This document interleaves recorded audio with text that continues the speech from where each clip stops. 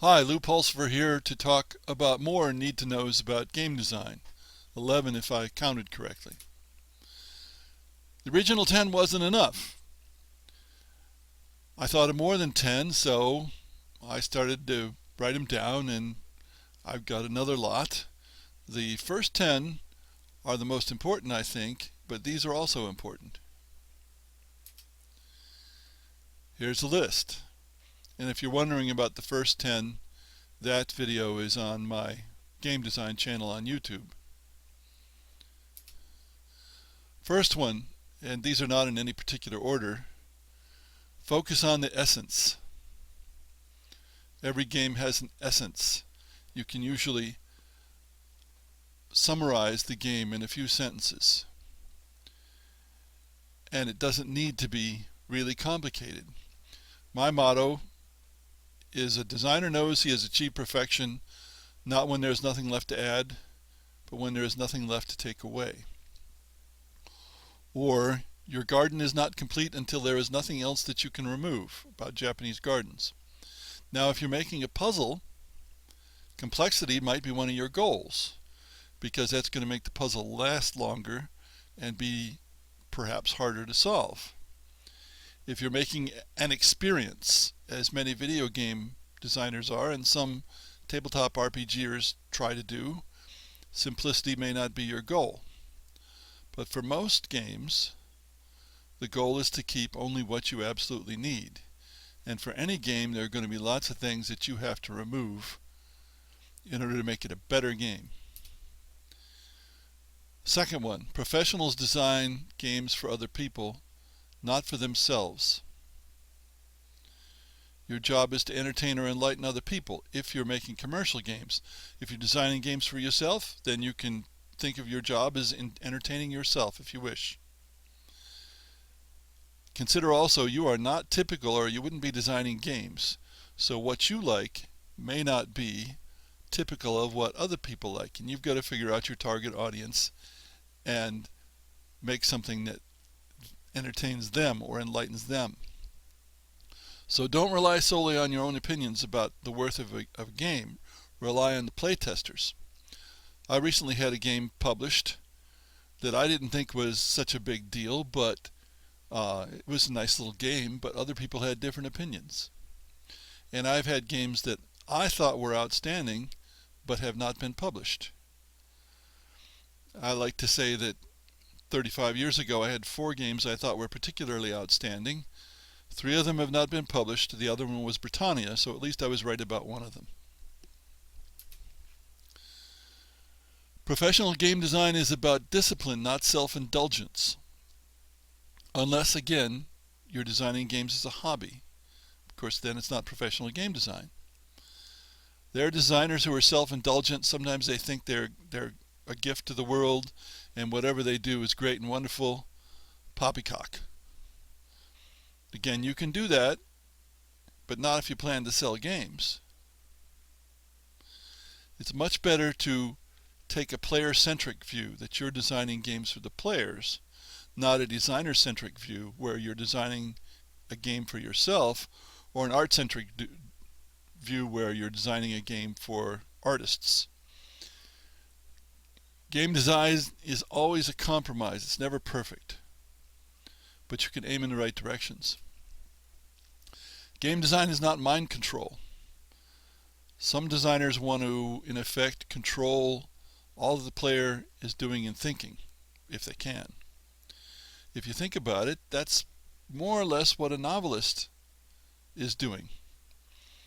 Though I would say most novelists want to influence the reader, not control them. Now, linear video games can approach this ideal where the player has to follow a particular path and do what the designers want the player to do. But most game players actually want to have the ability to control the outcome of a game. And they want agency as well, which is, again, related. It's the ability to make a difference in how the game ends. Especially important in video games. So I'd say it's better to think of game design as offering the players opportunities and not forcing anything on them. There is no perfect game. There are dozens of game genres for a reason, because lots of people like lots of different things in games. You find, or I find, novice game designers who think that everybody likes the same things that they do, and that's not true at all. And if you think about movies or music or something like that, you'll realize people like different things. I dislike rap music, I like classical. Other people could be exactly the opposite. Also, there's no room for perfectionism in professional game design. You've got to get games done. Time does matter. And there's a law of diminishing marginal returns that sets in, where it becomes more expensive in time than the change you can make in it to improve the game as you go along. At some point, whether it's 100 hours of effort and one little minor change, you'll decide this is not worth it. We've got to go on to something else.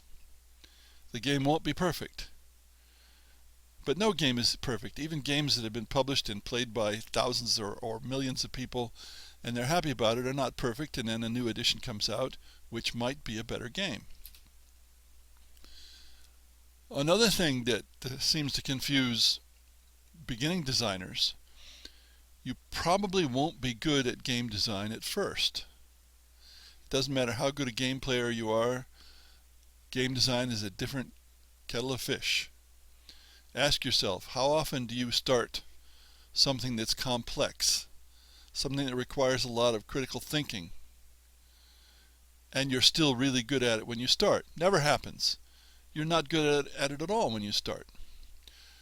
In general, most complex things that are worth doing take a long time to do well. Even playing a game, becoming a master at playing a game, can take a long time. And playing a game is relatively simple compared to designing a game. Now, there are people who theorize that you need a great many opportunities to fail or succeed before you can become good at something, and there's this notion of you need to have 10,000 hours to master something.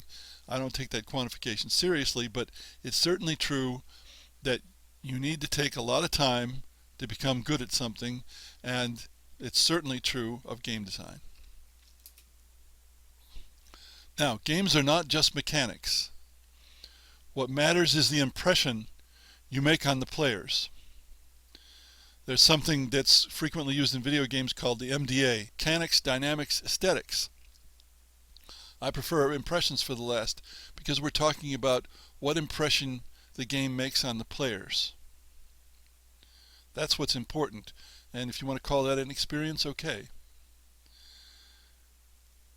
Games that are just collections of mechanics can feel soulless. On the other hand, if you choose mechanics based on a model, you're trying to model something, those mechanics will tend to fit together better. If they're just collections of mechanics, mental gymnastics I call it, they'll often not fit together. If you're doing a game as a collection of mechanics, make sure it's very simple as you can get it. Making a game, a good game anyway, takes a lot of time. Most of what happens is in the mind of the designer and the minds of the players. And outsiders or people who are not practitioners tend to minimize the amount of effort that goes into a game because they don't see it happening. In practice, it's easy to get a game to an 80% point, but that's usually not a very good game. It's the last 20% that takes most of the game design time and effort. And then if it's a tabletop game, there's going to be scheduling and manufacturing that'll take many months. If it's a video game, through digital distribution, you can publish it fairly quickly. Mayfair Games, who publishes Settlers of Catan in the United States, recently published a game they'd had for 8 years. I have a game that might be published in 2015. The publisher accepted it in 2005. Now, I probably should have done something to pull it back sooner. I didn't.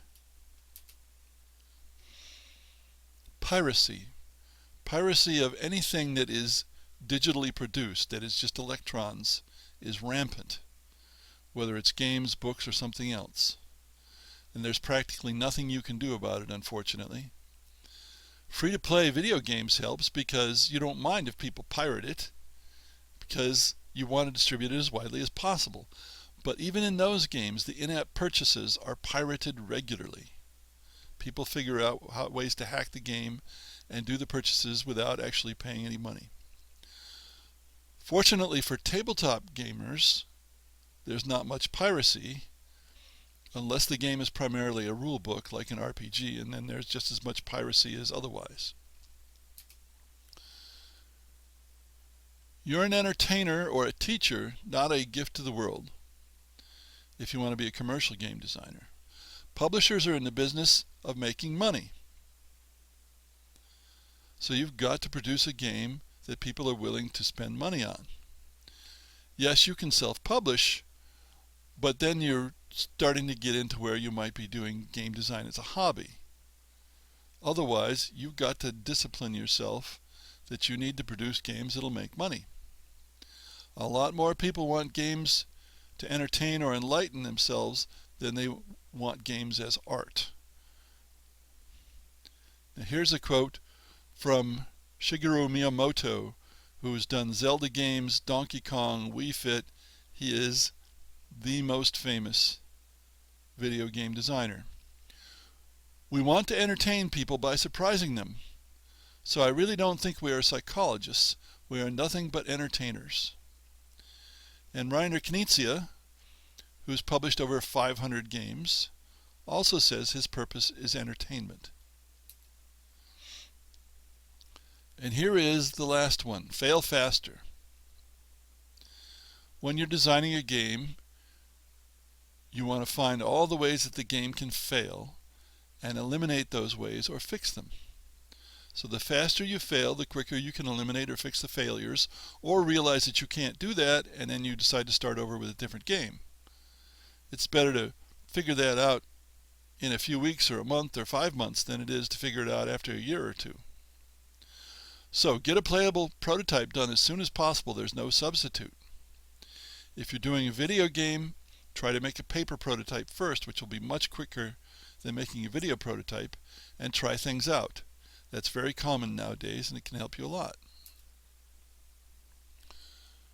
So, until I think of more need to knows, enjoy your designing.